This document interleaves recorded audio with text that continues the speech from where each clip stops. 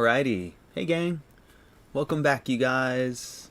Another episode of Zero Carb Journal, episode 150. I'm Matt, as always, and good morning, you guys. How are you?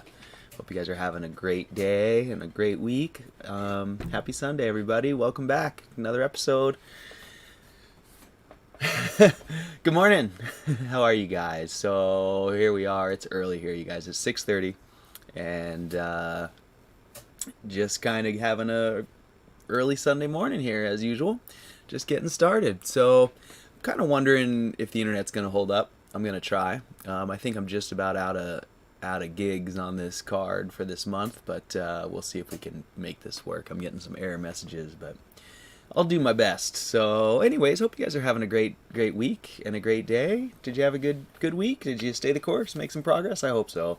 I had a really good week, you guys. It was great. I had a couple tough weeks coming up into this one, and so this week, I don't know, it just felt really good. I got a bunch of stuff behind me that I kind of been looking forward to. Stuff we'll talk about, changing over food and stocking up the freezer and things like that, and yeah, just felt really good. I really feel kind of over the hump, as it were, what it was kind of frustrating me earlier in the month, and I'm really optimistic, as I've been saying, and really looking forward to what's coming next. So I'm kind of like chomping at the bit here, to be honest with you guys, just sort of waiting for the week to start, and excited about kind of each new week passing here and bringing me closer to my goals, I guess, as it were. So anyways, let's talk about this week and zero carb and food and all that. So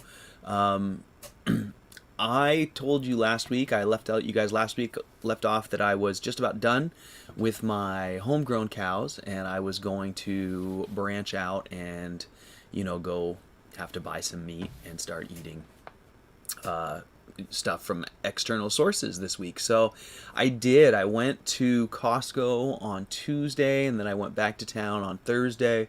Kind of a big week for me. 2 trips to town, 2 times leaving the shack here.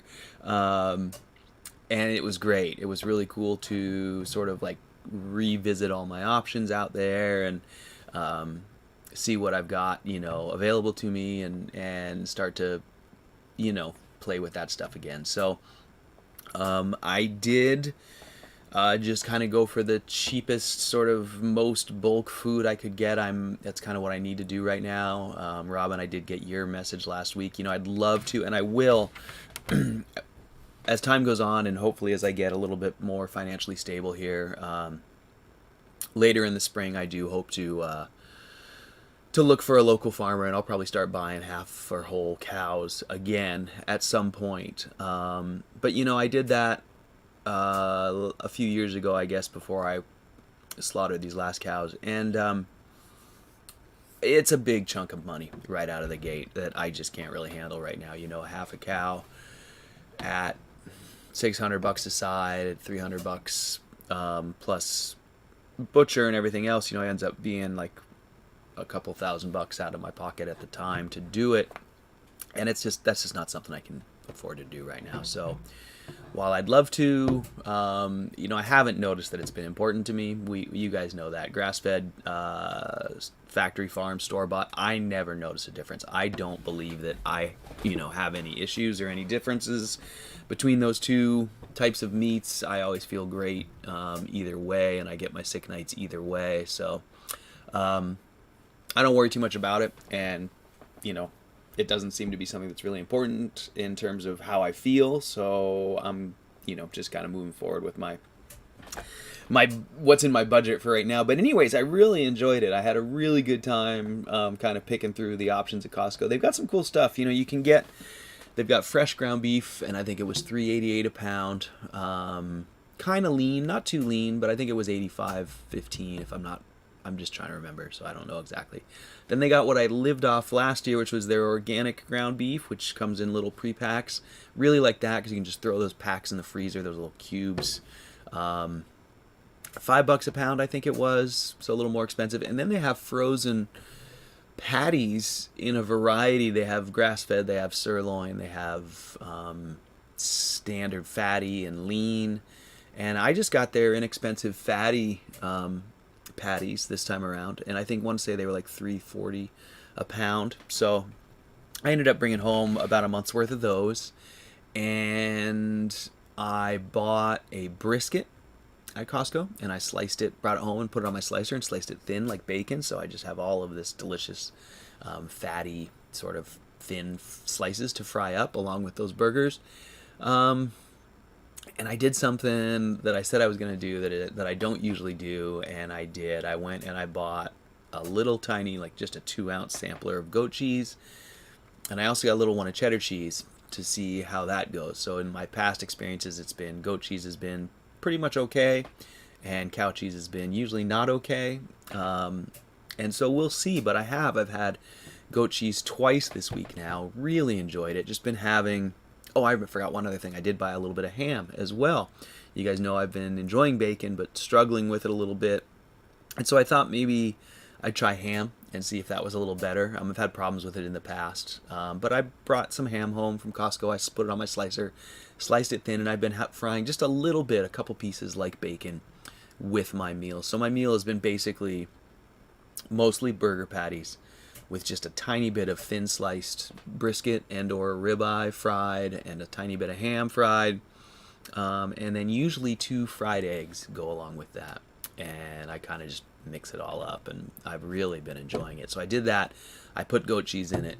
Man, last 2 nights I've had that, and I've really been enjoying it. It's been nice to have that little change. And I've been feeling great. No problem so far, knock on wood, but so far so good. So really stoked on that mission. Oh, that was part of it. I went to Costco and I did that, and then I had to go back to town, and so I went to Walmart of all places, which is funny. You know, if there was a few years ago, I would have just absolutely rejected any idea of, you know, any Walmart or anything. I was all about growing all my own food. I really felt like grass-fed, grain-fed, like there was a huge difference. I was a big believer in, you know, the health benefits of grass-fed and all that stuff. Now, 4 years later, my experience has shown me that I don't feel that I have any significant differences, so I don't worry too much about it. But I used to be really, really, really particular about that stuff. I spent decades worrying about, you know, the sources of my food to the nth degree, to the point where I, you know, tried to grow it all myself. And I say grow because it was mostly plants at that time. But at any rate, I did. I went back to Costco back to Walmart, and I got a little more. So I go to Walmart to get my dog food. That's kind of the main reason I go there. I buy Waylon his chicken drumsticks. He's a carnivore too, ever since I have been, and I feed him chicken drumsticks, 1 drumstick a day. And I find Walmart just has the best price and a good packaging and all that stuff. So I do go there, and to be honest with you, their beef is great. I've really enjoyed it. So I got some Angus burger while I was there, just to kind of supplement my other burgers. And did I get anything else? I don't think I got anything else. That's where I got the cheese. So there you go. So my diet has changed actually quite a bit this week. I've gone from eating just my homegrown, you know, pure grass-fed beef burgers with a little bit of supplemented ribeye or brisket or something and eggs, to now this week changing to all store-bought beef with a little bit of ham, a little bit of eggs, a little bit of goat cheese so far. And I will try my cheddar probably as we move in this holiday season. I expect that I'm going to regret it because that's usually what happens. I eat milk, cow's cheese, and what happens is I just end up feeling really like, I'll start to get gas, and I'll start to get like what an old 4th grade teacher, or was it 4th grade? 7th grade teacher called gas cramps.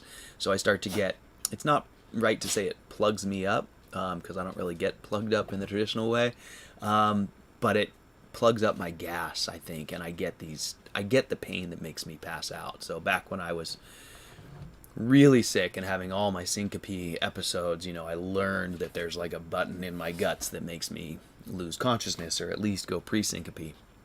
And what causes that seems to be like obstruction and gas buildup more than anything. And cheese seems to be the worst, one of the worst offenders. So I don't know why I'm trying it again, but I love it, and I've lived off it for so many years with no obvious issues. Although I think I was experiencing the same things, I just wasn't aware of them. But anyways, I'm interested in it. I'm really curious about that discrepancy between goat's cheese and cow cheese, because it sure seems like my body reacts extremely differently to those two, and I just keep trying to verify that, because I really love cheese, and I'd love to be able to occasionally have some, but I keep doing these tests at home and finding out that it's not a good idea. So we'll see how it goes this time around. I will be very careful and eat just a little bit at a time. But oh, there's Sarah. Hi, Sarah. Nice to see you. How are you? Goat cheese is my favorite, she says. So, yeah, that's awesome to hear. I know that other people have similar experiences, and so it's really encouraging to me that it's not just in my mind. Anyways, but I've really been enjoying it, and yeah, I'm curious. I do this, seems like once a year. I kind of expand a little bit, and then inevitably I end up bringing it back in, because I find the expansion wasn't worth the squeeze, as it were. But whatever, it is what it is. So yeah, so there's, mostly that was my week in terms of zero carb and in terms of shopping and all that stuff. I'm really looking forward to the coming weeks and seeing how I do, once I've now changed over, and it's always fun to sort of evaluate. I do pay really close attention to how I perform on, my different dietary changes, and so I always sort of look forward to these periods of a little bit of something of interest, I guess, happening. So there's that. And I remembered what I talked about 2 weeks ago when I had that awful microphone dropout. I apologize again. But I remember what I wanted to talk about, and I talked about it, that you guys didn't hear it, and then I forgot last week, and I remember now, and it's such an interesting thing, and it's about salt and electrolytes. And as you guys know, I've played with salt over and over along this 4-year journey. 4 years coming up on carnivore for me now. But played with salt, no salt, lots of salt, added magnesium, added potassium, none of those, more of those. I've tried everything. And this last period that I've been going through, I've been eating quite a bit of light salt, as it were, which is I think you guys probably know, sodium and potassium mixed.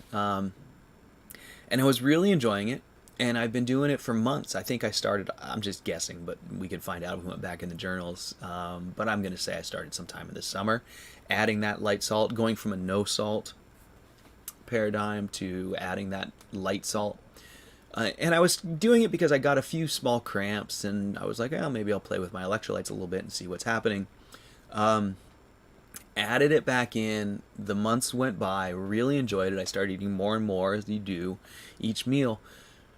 My cramps started coming back, and that's what I was talking about a couple weeks ago. I was like, geez, my cramps are kind of coming back, and so then I started, going back and revisiting my old notes and thinking, okay, well, maybe now, after a few months of eating this potassium sodium, maybe I'm magnesium short. Maybe I'm out of balance. And so I started adding some magnesium a couple weeks ago, and my cramps just kind of were getting worse, and I was starting to kind of have the dry mouth and drinking a lot of water again. I was just starting to feel like I was having those electrolyte issues that I identified years ago, where I just sort of have trouble managing my hydration, and I started getting cramps and other things like that. And so a couple weeks ago I was like, well, let's just try dropping it again and see what happens. So I stopped.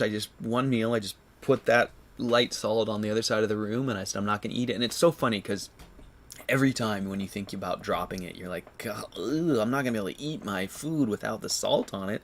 This meat is just gross, bare, unseasoned meat. And the first times I did it, when I first became carnivore, I remember it took a few meals. I'd kind of struggle through them, and then I'd be like, oh, this is pretty good with no salt after a while. But this time was really funny, because I totally noticed it. I was like, oh, it's not going to be any good without salt. And I took like one bite, and I was like, oh, that's not bad. And I took another bite, and I was like, Ooh, that's really good. I like that. And it was like within the few bites of that meal, I didn't care at all. I was like, this is fine. This is better than that salt stuff. Screw that salt. So I haven't been eating salt for a couple weeks. And you know what? My cramps are so much better. It's so interesting to me the way that works. And I'm really starting to, confirm my earlier observations and just get a little more affirmation that that seems to be, at least for me, a valid thing. Now, it might be that I was right, that after months and months of no salt, I start to get cramps because now I have no reserves, and maybe then I need to eat some more stuff until I get unbalanced the other way. I don't know. That's kind of how it felt this time. I felt like I'd been eating that light salt. My cramps were coming back. I was getting them almost nightly, getting foot cramps. And especially if I went surfing, that was what was really bugging me.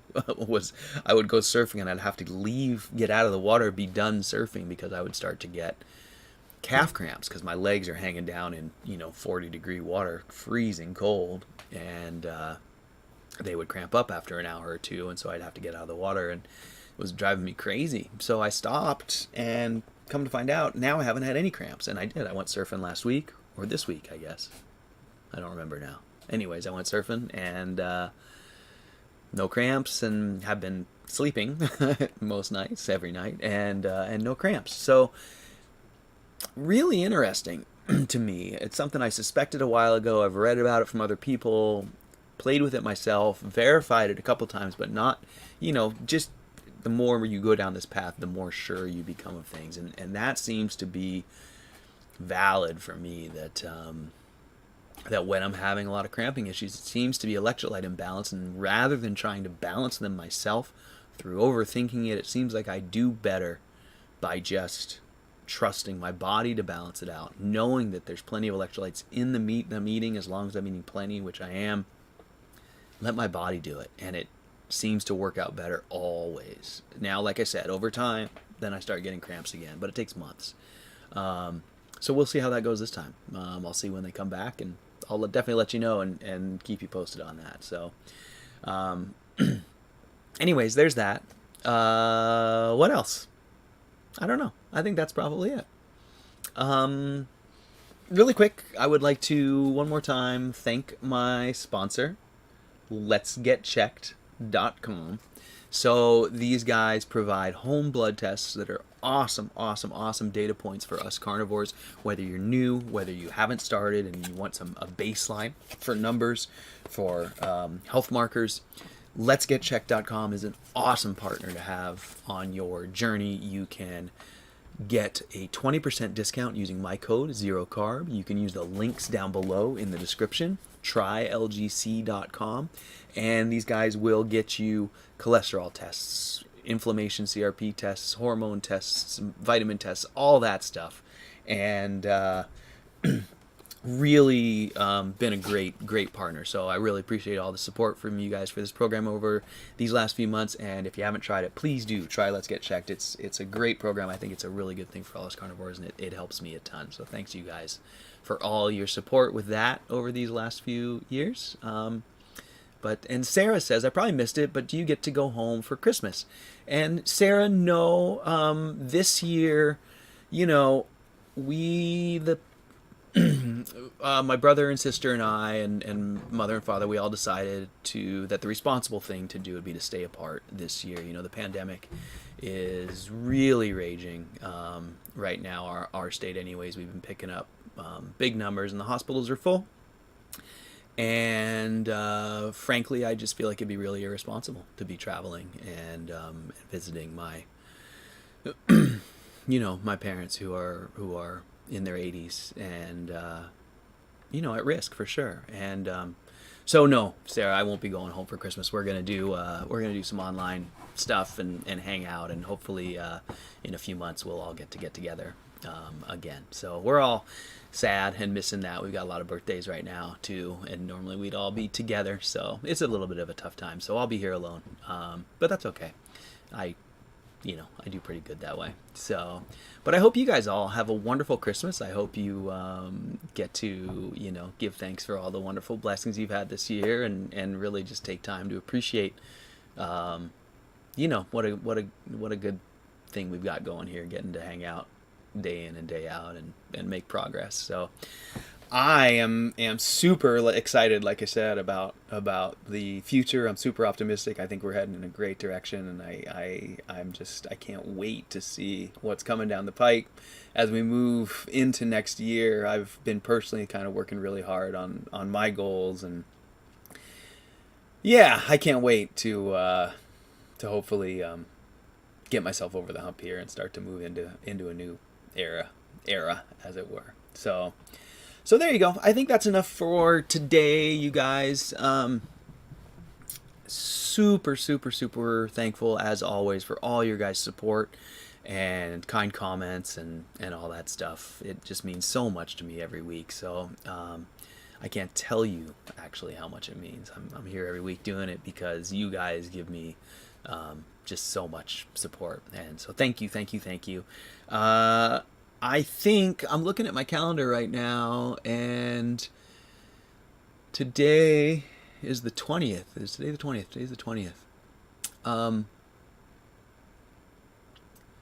So next Sunday, yeah. So I think I will probably keep coming and doing these throughout the next few weeks. I took a break from my stove chat ones because they were kind of falling on some of the holiday days, and I'm just taking a break because I needed a refresher. But I think I'll keep coming back and doing this through these next few weeks. I sure am enjoying the journal and finding it, an important part of my week and grounding me. So I think plan on seeing me next couple Wednesday or Sundays, and yeah, we'll just do that. So I hope you guys have an awesome day. I hope you have an awesome week. I hope you have a really, really, really happy holiday. I guess it is Christmas this week. So yeah, Sarah, you too, all of you guys, thank you so much for all your support over these years, and I wish you guys the happiest of holidays. Merry Christmas if you celebrate that. Happy holidays for whatever you celebrate, and I hope you guys get to spend some wonderful time with family if you can, and just reflecting on your year, and hope you guys are staying positive and ready to make some progress. So, all right, you guys, that's enough for today. I'm going to hit the outgoing video, and I hope you guys all have a really, really, really great week and a really great holiday. So, Merry Christmas, Happy Holidays. See you guys next week. Bye, guys.